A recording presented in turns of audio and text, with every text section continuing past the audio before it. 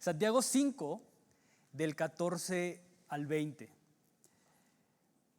¿Está alguno enfermo entre ustedes? Llame a los ancianos de la iglesia y oren por él, ungiéndolo con aceite en el nombre del Señor. Y la oración de fe salvará al enfermo y el Señor lo levantará. Y si hubiere cometido pecados, le serán perdonados. Confesaos vuestras ofensas unos a otros y orad unos por otros para que sean sanados. La oración eficaz del justo puede mucho. Elías era un hombre sujeto a pasiones semejantes a las nuestras y oró fervientemente para que no lloviera, y no llovió sobre la tierra por 3 años y 6 meses.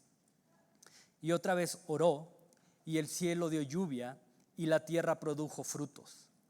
Hermanos, si alguno de entre vosotros se ha extraviado de la verdad y alguno le hace volver, sepa que el que haga volver al pecador del error de su camino salvará de muerte un alma y cubrirá multitud de pecados.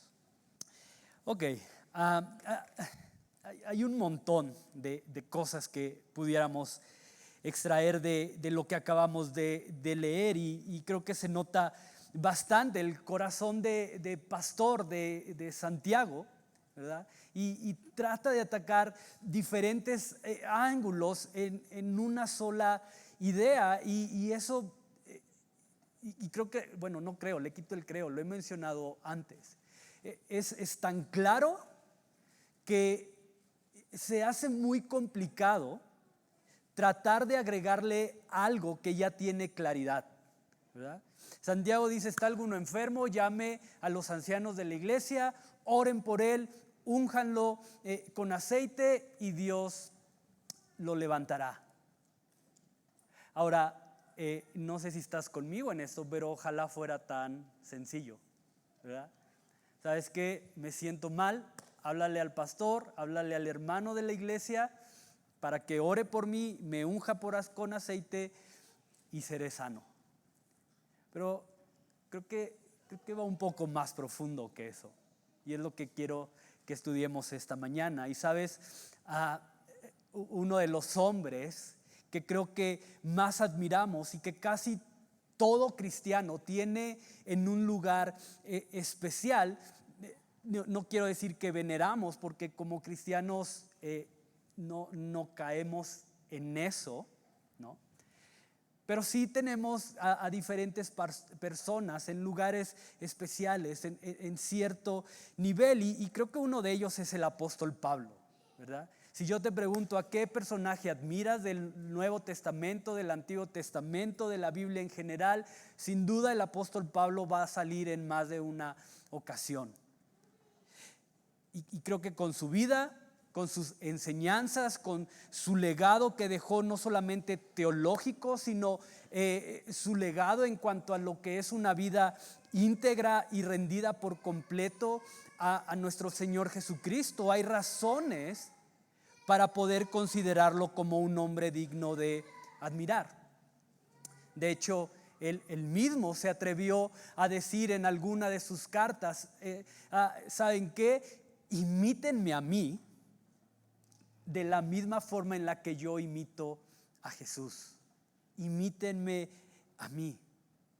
De hecho, fue un hombre que por lo menos la mitad de su vida se dedicó a ser fariseo. Eso nos habla de que en el corazón de Pablo había un celo tan grande, un celo que ardía dentro de él, que lo llevó a convertirse en un perseguidor y en un torturador de los primeros cristianos que se levantaron después de la muerte de Jesús, y con lo que comenzaría lo que hoy nosotros conocemos como la iglesia primitiva. Hasta que un día, en camino a una ciudad llamada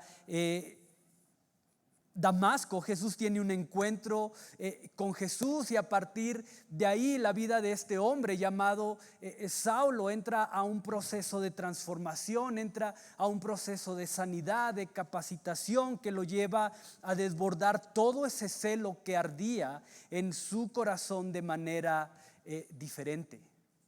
Ahora ese celo que había en el corazón de Pablo ya no es utilizado para ir y consentir la muerte de cristianos, sino que ese hombre que se convirtió en determinado momento para una amenaza para el movimiento y para el avance del mensaje de Jesús, ahora era el encargado de llevar ese mismo mensaje y continuar con la obra hasta lugares a donde probablemente nadie más se hubiera atrevido a llegar, o simplemente no tendrían la capacidad de llegar a esos lugares a los cuales Pablo llegó, lo que lo hizo ganarse el apodo de el apóstol de los gentiles.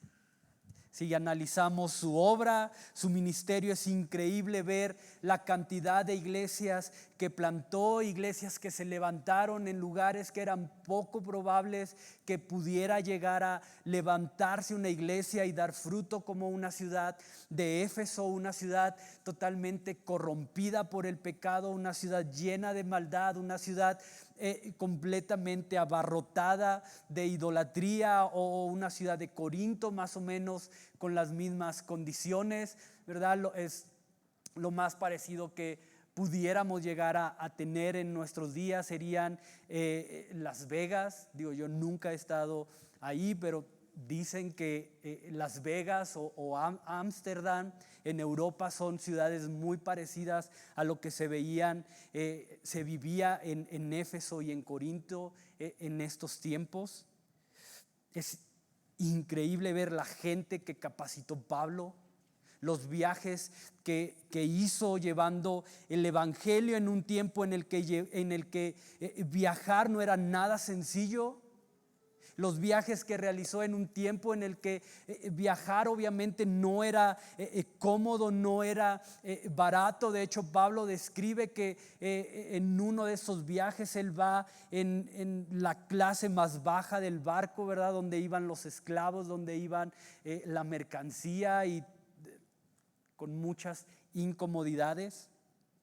Los milagros que experimentó Pablo, los milagros que pudo ver, pero también los milagros que yo estoy convencido que él hizo. Dice que un día él está predicando y fue tan larga la prédica como la del día de hoy que alguien se quedó dormido estando sentado en una ventana, se cayó del segundo piso, murió. Pablo llega, ora por él y lo levanta. Entonces, si te quedas dormido hoy y te caes, vamos a ir y a orar por ti. Yo no creo que el resultado sea el mismo, ¿verdad? Pero por lo menos oramos. Y sus enseñanzas, ¿no? Gran parte del Nuevo Testamento es gracias a la autoría del apóstol Pablo, y el día de hoy son un pilar que sostienen en gran medida nuestra fe, nuestra esperanza. Y a pesar de esto, a pesar de su integridad, a pesar de su valentía, a pesar de su obediencia, llegó un momento en que la credibilidad del ministerio de Pablo se vio directamente atacada por un grupo de hombres, un grupo de nuevos maestros que comenzaron a levantarse y que comenzaron a atacar directamente a Pablo y sus enseñanzas y la labor que él había hecho mientras estuvo en Corinto. De hecho, la segunda carta que Pablo escribe a esta iglesia, a los corintios, Pablo la escribe alrededor del año 55 con el propósito de defenderse de estas falsas acusaciones que se están haciendo en su contra. Pero ¿sabes lo que me llama profundamente la atención de esto? Es que Pablo no se defiende a sí mismo usando sus éxitos. Pablo no se defiende a sí mismo usando sus logros o las cosas increíbles que hasta ese momento él había alcanzado en el nombre de Jesús. Al contrario, La manera en la que Pablo se defiende en esta carta a los Corintios es muy interesante. Gracias. Y sabes, es en segunda a los Corintios donde encontramos una de las citas probablemente más reconocidas, más citadas, más usadas, más expresadas en diferentes tipos de arte. Y es en segunda a los Corintios donde encontramos a un Pablo diciendo: bástate en mi gracia, porque mi poder se perfecciona en tu debilidad. Por lo tanto, de buena gana me gloriaré más bien en mis debilidades, para que repose sobre mí el poder de Cristo. ¿Ve lo interesante de esto? Porque por los ataques que él está recibiendo en su contra, Pablo pudo haber usado esta carta para mostrarse fuerte y para mostrarse como el gran hombre llamado por Dios para alcanzar grandes cosas. Pero en lugar de eso, es la carta en la cual probablemente podemos ver al Pablo más vulnerable y débil que puede encontrarse en todo el Nuevo Testamento. ¿Por qué? Porque la carta en la cual Pablo tenía todo el derecho para decir: hey, ¿qué no saben quién soy yo? ¿Qué no saben que yo soy hebreo de hebreos? A ver, ustedes son maestros nuevos y están cuestionando mi autoridad. ¿Qué no saben que yo, Pablo, en cuanto a la ley soy irreprensible? ¿No saben quién soy yo? ¿Verdad? La típica frase que personas influyentes y con cierta autoridad siempre sacan a relucir cuando hay algún tipo de conflicto. ¿Que no saben quién soy yo? ¿Que no saben quién me mandó? ¿Que no saben quién respalda mi ministerio? ¿Que no saben que fui circuncidado al octavo día conforme a la ley judía? ¿Que no saben que fui fariseo? Es más, no cualquier fariseo, sino vengo directamente de la línea de enseñanza de Gamaliel. ¿Que no saben eso? Y defenderse con esos argumentos ante los ataques que estaban recibiendo. Pero en lugar de eso encontramos a un Pablo diciendo: el poder de Dios actúa mejor en mis debilidades. Su gracia es suficiente. Y sabes, creo que muchas veces ignoramos o menospreciamos la grandeza que hay en un corazón que tiene la capacidad de mostrar áreas vulnerables de su vida. Muchas veces creemos que la debilidad no cabe en alguien que está firme. Muchas veces creemos que la vulnerabilidad no cabe en alguien que tiene fe, que las debilidades, que las luchas, que las pruebas, que el sentirse desanimado es para los que no tienen una buena relación con Dios. Sí, de seguro estás así porque ¿hace cuánto no tienes tu devocional? Sí, de seguro estás así porque no has orado por eso. Y caemos en este aspecto de tratar de ocultar lo que nos hace débiles, lo que representa una lucha, lo que nos derrota, porque queremos aparentar fortaleza.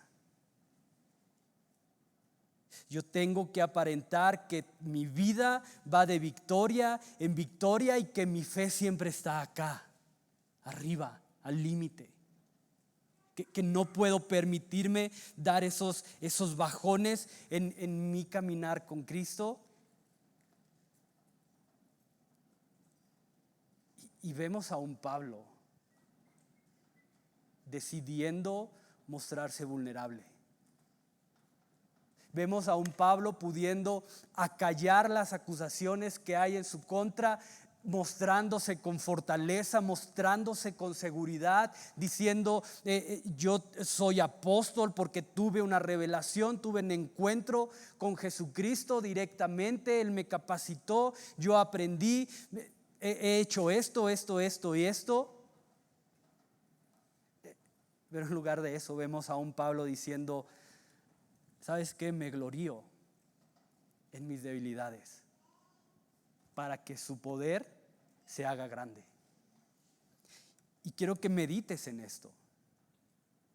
Pero la realidad es que un carácter que tiene la humildad de compartir sus luchas, un carácter que tiene la humildad de compartir sus necesidades, sus momentos de debilidad, sus cargas, es también un carácter que tiene la capacidad de encontrar la bendición que hay detrás de poder mostrarse transparente, de poder mostrar dónde le está costando. Por eso la revelación de Dios para Pablo es: mi poder se manifiesta en tu debilidad. Pablo, mi poder se termina siendo más grande cuando tú reconoces tu debilidad. Y si su poder se hace grande cuando yo soy débil, si su poder se muestra cuando yo decido mostrarme débil, entonces ¿por qué trato de esconder lo que terminará por hacer visible el poder de Dios? ¿Por qué? Porque aparentar. Ahora, ¿por qué te hablo de esto, Quique? Eso que tiene que ver con Santiago. Santiago está hablando de que si hay alguno enfermo, llame a los hermanos de la iglesia. Santiago está hablando que la oración eficaz del justo puede mucho. ¿Qué tiene que ver Pablo aquí? Porque si te fijas, la exhortación de Pablo es justamente eso. Con el aprender a compartir nuestras luchas, el aprender a compartir nuestras debilidades. Él dice: ¿está alguno enfermo entre ustedes? Llame a los ancianos de la iglesia y oren por él. Y déjame aclarar un par de puntos aquí, porque para que tenga sentido lo que te estoy diciendo. Pero el primer punto que quiero que notes es que cuando Santiago habla de los ancianos,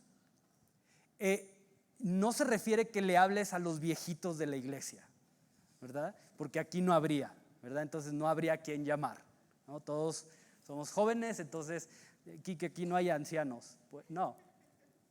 Cuando habla de ancianos, habla de la palabra presbíteros, ¿no? Probablemente has oído esa palabra, presbiterio, presbiterianos, etcétera, ¿no? De aquí viene, que puede traducirse también como siervos o líderes de la iglesia.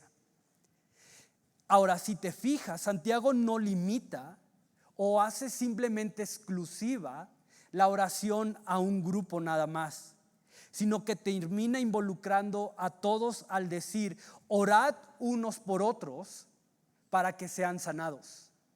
La oración eficaz del justo puede mucho. Entonces, el ir y orar por ti no se limita exclusivamente a los líderes, a los siervos, al pastor, a la persona que está en autoridad, sino que Pablo termina abarcándonos a cada uno de nosotros.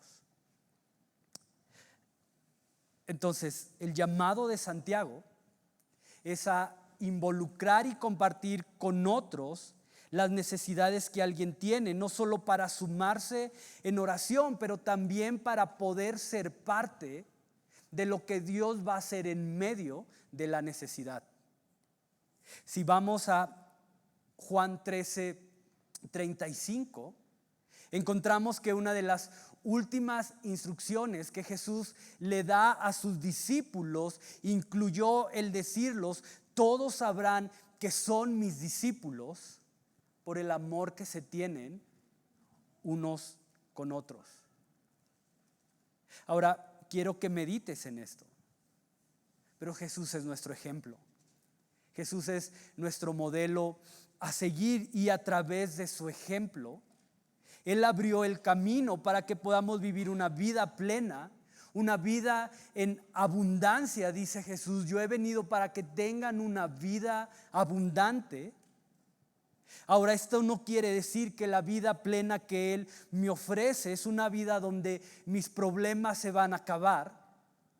Una vida plena, una vida abundante no quiere decir que es una vida en donde siempre voy a tener respuestas o soluciones a los retos que se me presentan. Más bien, una vida abundante tiene que ver con una vida en donde puedo ser genuino, una vida donde puedo ser transparente, donde puedo mostrar mis emociones, mis sentimientos, el cómo me siento por lo que estoy pasando. Una vida donde otros pueden venir y tomar, pero también ser parte de mis luchas. De hecho, cuando Santiago habla de alguien que está enfermo, y creo que esto va a terminar de darle sentido a lo que te estoy diciendo, pero cuando Santiago habla de alguien enfermo, no se refiere únicamente a una cuestión física. La palabra enfermo es la palabra griega asteneo, y esta es la clave, asteneo, que también se utiliza para referirse a alguien que está pasando por un momento de debilidad, de enfermedad propiamente, pero también de desánimo. Debilidad, enfermedad, desánimo. Entonces, el llamado de Santiago aquí va más allá de una cuestión física. El llamado aquí es a cultivar un carácter que me permita ser vulnerable, abierto, transparente, al compartir con otros mis luchas, mis cargas, mis preocupaciones, mis desánimos. Es ir con tu hermano y poder decirle: ¿sabes qué? Estoy luchando con esto. ¿Sabes qué? Me está costando perdonar. ¿Sabes qué? No puedo. Yo sé que hay envidia en mi corazón por esto que está pasando. Yo sé que hay temor en mi corazón por esto que se está viviendo. Yo lo sé. Y déjame aclarar esto. Y pon mucha atención a esto, pero mostrar vulnerabilidad o vulnerabilidad no es lo mismo que chisme. Llévate eso. Vulnerabilidad, mostrar mis sentimientos, mostrar mis emociones, mostrar cómo me siento, no es ir y chismear, ir y hablar mal de la otra persona, no es ir y echar tierra, como decimos. Chisme siempre apunta y expone al otro. Chisme siempre destruye o divide. Eso no es vulnerabilidad. Pero vulnerabilidad me expone a mí, expone mi condición, revela cuáles son mis luchas en ese momento y qué es lo que yo necesito cambiar. ¿Qué es lo que yo necesito salir adelante de eso? Pero, ¿sabes? Cuando aprendemos a ser vulnerables y a compartir nuestras luchas, se abre el camino para poder comenzar a experimentar el poder de Dios, dando lo que necesitamos para poder ser restaurados. Porque su poder actúa mejor cuando me muestro débil, no cuando aparento ser fuerte. El reino que Jesús vino a edificar es un reino en donde todo funciona en sentido opuesto. El reino que Jesús vino a edificar es un reino que va en contra de la sabiduría humana, de la sabiduría convencional, y creo que contrario a lo que muchas veces creemos, madurez en Cristo escucha esto, madurez en Cristo no solo tiene que ver con mi capacidad de resistir a la tentación o de avanzar en santidad. Sí, es parte de la madurez cristiana, obviamente, no estoy diciendo que no. Pero también la madurez cristiana se ve reflejada en la capacidad y en la disposición que tengo de poder involucrar a otros en mis batallas. Y por eso Dios permite que comunidades de fe sean edificadas. Por eso Dios permite que un lugar como este, el cual tú y yo llamamos iglesia, sea levantado, no nada más para venir y escuchar a alguien cantar y después hablar. Dios permite que una comunidad de fe sea levantada para que juntos podamos crecer, juntos podamos madurar, juntos podamos llevar las cargas unos de otros. Y sabes, entre más cerca estás a Jesús, entre más tu relación crece, más puedes entender que Dios ha puesto a otros a tu alrededor para no pelear solo. Entre más cerca estás de Jesús, menos el argumento de esto es entre Dios y yo queda aparte. Entre más tu crecimiento y tu madurez se ve reflejado en Cristo, tu anhelo es hacer comunidad con la iglesia, no al revés. Ahora entiendo, y yo mismo he pasado por eso. Obviamente hay cosas en las cuales sí, tú y Dios son válidas. Pero también desde mi experiencia he podido comprobar que cuando he decidido mostrarme vulnerable con otros y compartir mis cargas, he experimentado sanidad. Cosas que por años venía cargando, cosas que por años venía luchando, cuando tuve la disposición de ir con alguien más y decirle: hermano, ayúdame a orar por esto, porque ya no puedo. Ya no sé cómo salir de esto, ya no sé cómo superar esto, ya lo he intentado así, ya lo he intentado así, lo he puesto en oración, he ayunado, he leído mi Biblia de manera sin fallar y sigo peleando con esto. Ayúdame a orar. Y sabes, obviamente no es magia, obviamente no es místico esto, pero cuando decides llevar tus cargas junto con otro, se vuelve más sencillo. Y sabes, muchas veces restauración, paz, consuelo inician cuando decidimos entrar el terreno de la vulnerabilidad. Por eso Santiago dice: oren unos por otros para que sean sanados. Pero ¿cómo puede alguien más orar por mí cuando vivo encerrado en mis propias debilidades? ¿Cómo? ¿Por qué no viniste la semana pasada? O oye, tienes un mes sin venir. Es que estuve súper enfermo. ¿Y por qué no nos avisaste? No, pues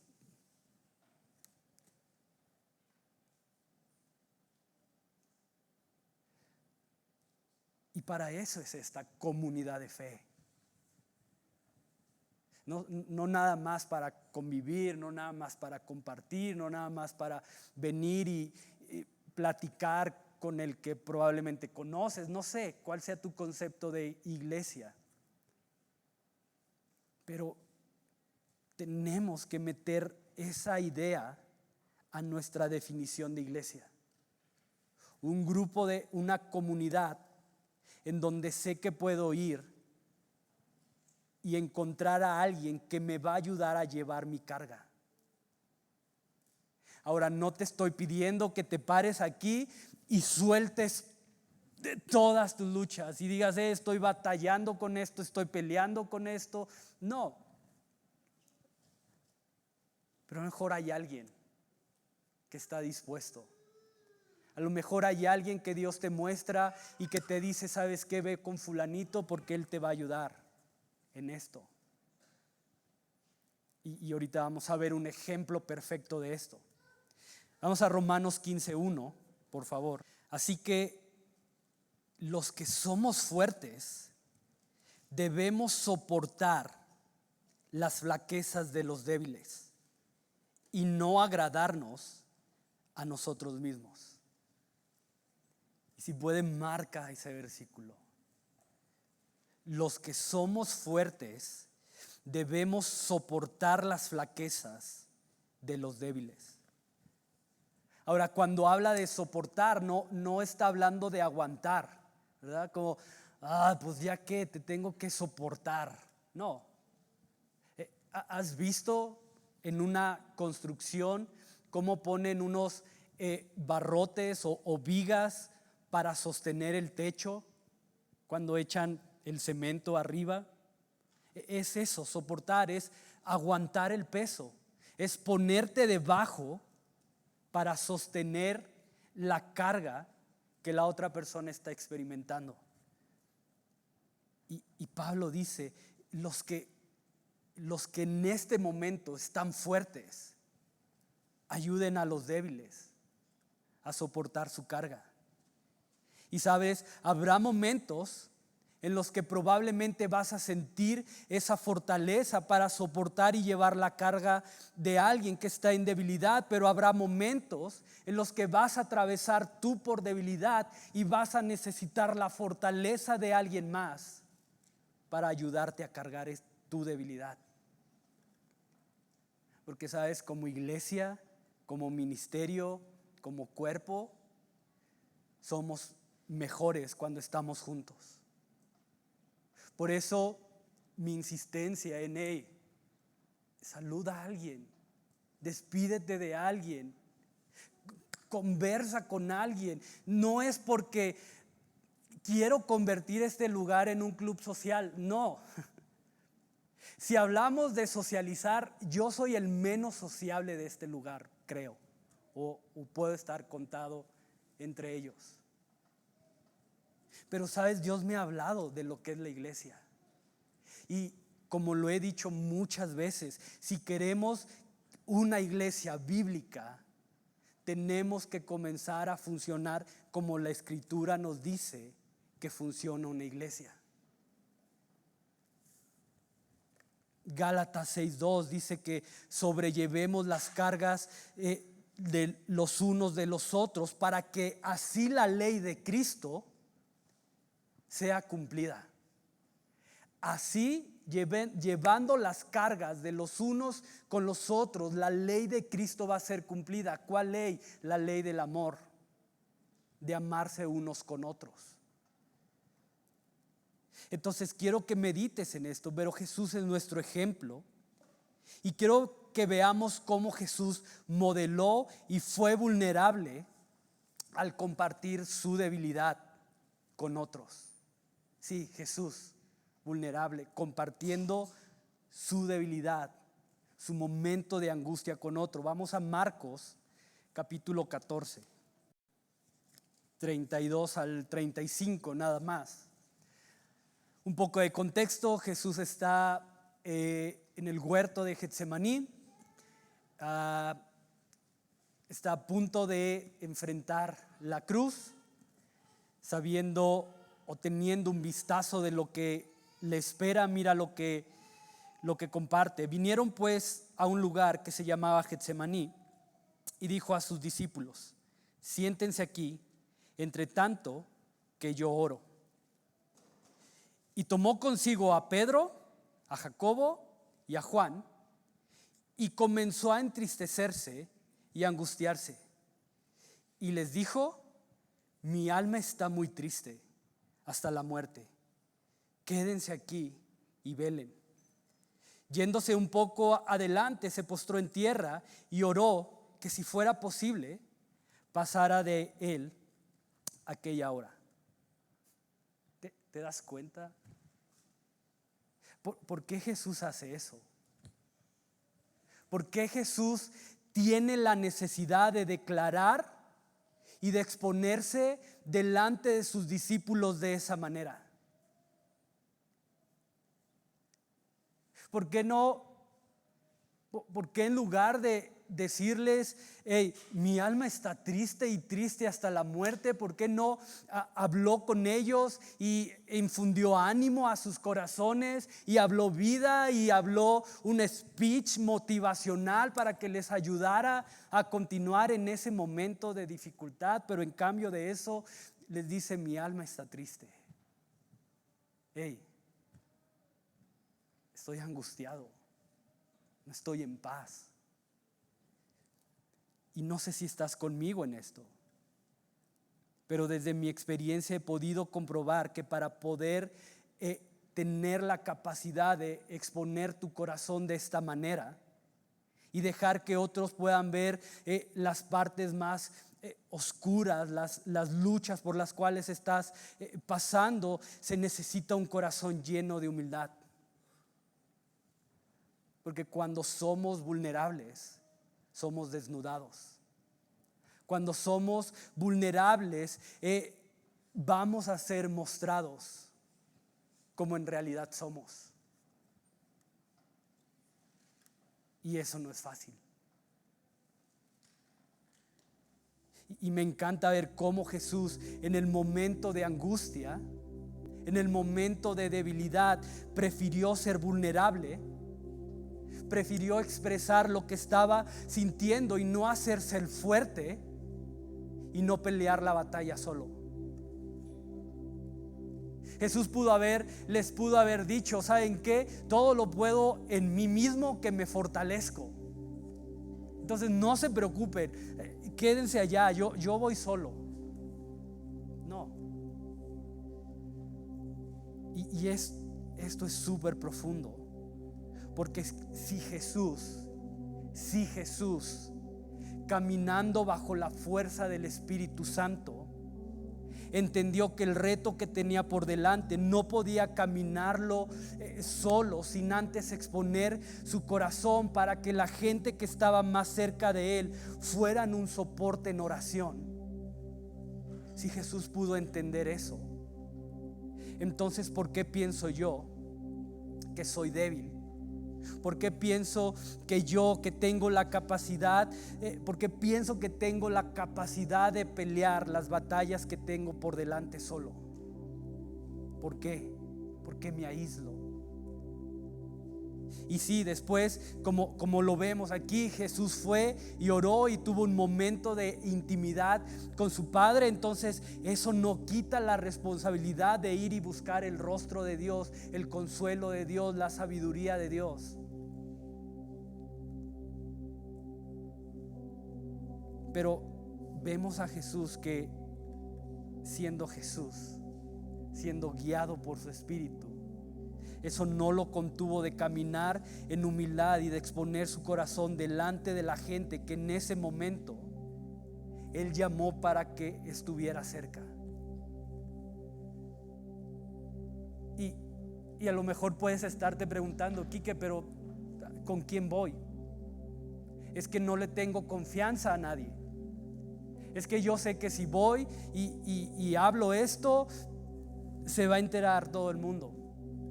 Ok, ¿por qué no comienzas tú por ser esa persona confiable? ¿Por qué no comienzas tú y ser esa persona que se muestra para que otros puedan venir y apoyarse en ti en oración? Y sé que es una frase muy cliché, pero el cambio comienza en ti. Entonces, si hay algo que no te gusta, pues comienza a hacer lo que a ti te gusta. Y creo que las cosas van a ser diferentes. Entonces necesitamos considerar esto, porque un corazón que camina en humildad y que refleja a Cristo no solamente se ve en la santidad, no solamente se ve en la capacidad de resistir en la tentación, sino también en la capacidad de exponer su vulnerabilidad para que otros participen de sus cargas, como Jesús lo hizo.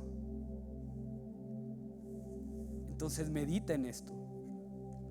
Pero cuando yo te invito a participar de mi carga y tú tienes compasión para llevarlo conmigo, eso nos pone en una posición en la cual nos obliga a ir hombro con hombro, lado a lado, porque vulnerabilidad crea conexión, y donde hay conexión, la presencia de Dios se hace presente.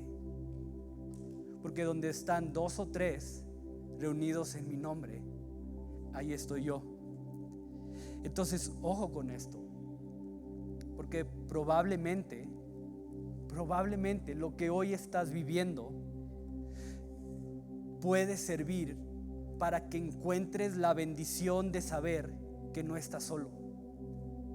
Probablemente lo que hoy estás atravesando puede servir para que halles la bendición, y si lo permites,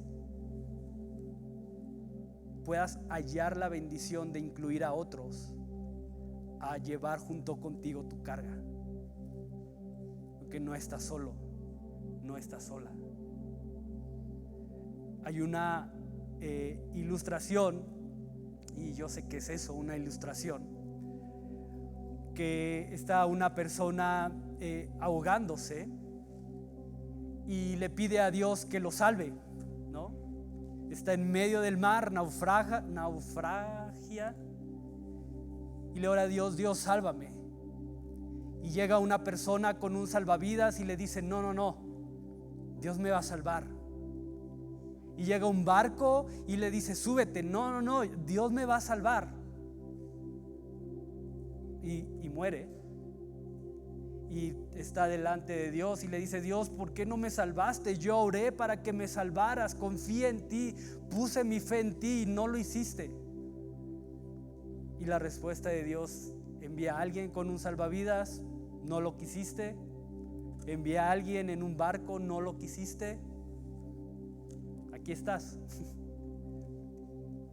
Y es eso.